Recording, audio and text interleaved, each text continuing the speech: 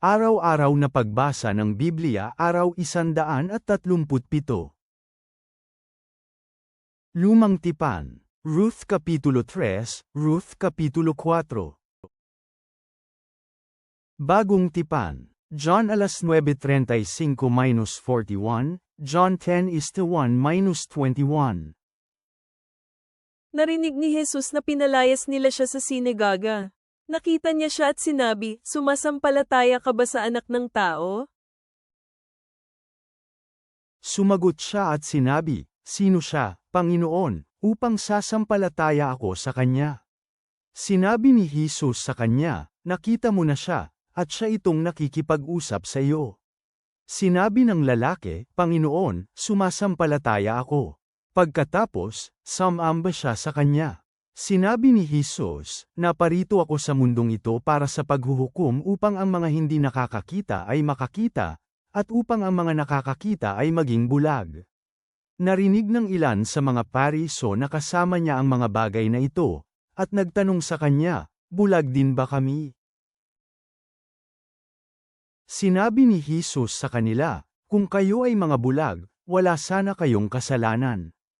Subalit, ngayon sinasabi ninyong, nakakakita kami, kaya ang inyong kasalanan ay nananatili. Tunay nga, sinasabi ko sa inyo, ang hindi pumasok sa pamamagitan ng pinto papasok sa kulungan ng tupa, subalit umaakyat sa ibang daanan, ang taong iyon ay isang magnanakaw at isang tulisan. Ang pumapasok sa pamamagitan ng pinto ay ang tagapag-alaga ng tupa. Binubuksan siya ng tagapagbantay ng tarangkahan.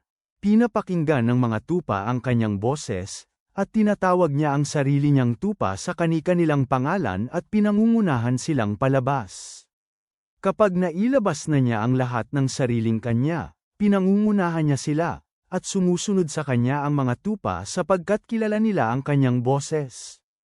Hindi sila susunod sa isang estranghero ngunit sa halip ay iiwasan ito, sapagkat hindi nila kilala ang boses ng mga estranghero. Sinabi ni Jesus sa kanila ang talinghagang ito, ngunit hindi nila naintindihan kung ano ang mga bagay na ito na sinasabi niya sa kanila.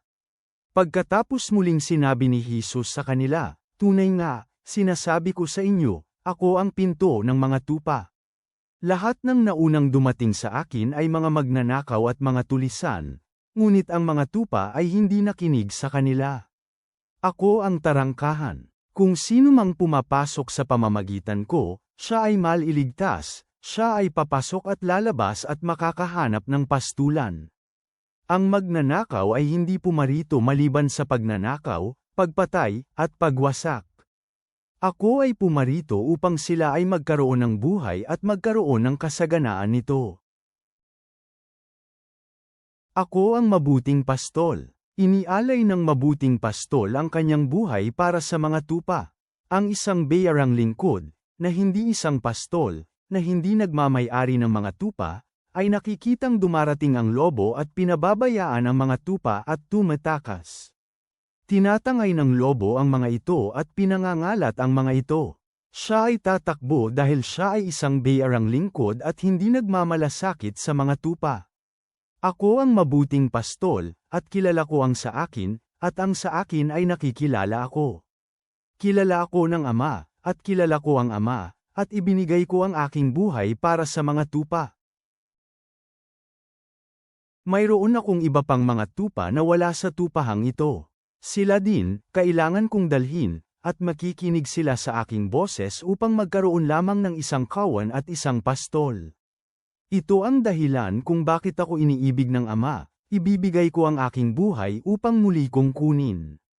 Walang sino mang kukuha nito sa akin, kundi kusa ko itong ibibigay. Ako'y mayroong kapangyarihang ibigay ito, at mayroon din akong kapangyarihan na ito ay kunin muli.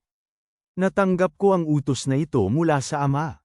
Isang pagkakabaha-bahagi ang muling nangyari sa gitna ng mga Hudyo dahil sa mga salitang ito. Sinabi ng marami sa kanila, mayroon siyang demonyo at nababaliw. Bakit kayo nakikinig sa kanya? Sinabi ng iba, hindi ito ang mga pahayag ng isang inaalihan ng isang demonyo. Kaya ba ng isang demonyo na makapagpadilat ng mga mata ng isang bulag? Mga awit, Psalm 62 is the 1-12. Ama naming nasa langit, kami ay lumalapit sa iyo na may mga pusong puno ng pasasalamat, na hinikayat ng katapatan ni Ruth at ng pag-ibig na ipinakita sa kanyang kwento. Habang kami ay nagmumuni-muni sa iyong pangako ng proteksyon at gabay, tulad ng mabuting pastol sa Juan, tulungan mo kaming magtiwala sa iyong tinig at sumunod sa kung saan mo kami pinatutunguhan. Naway matagpuan namin ang aming lakas sa iyo lamang, tulad ng sinabi sa awit Kapitulo 62, na nagpapahinga sa iyong soberanya sa gitna ng mga kawalan ng katiyakan sa buhay. Panginoon, buksan mo ang aming mga mata upang makita ang iyong gawa sa aming buhay at bigyan mo kami ng lakas upang maglakad sa iyong mga landas. Hubugin mo ang aming mga nais upang tumugma sa iyong kalooban. Amen.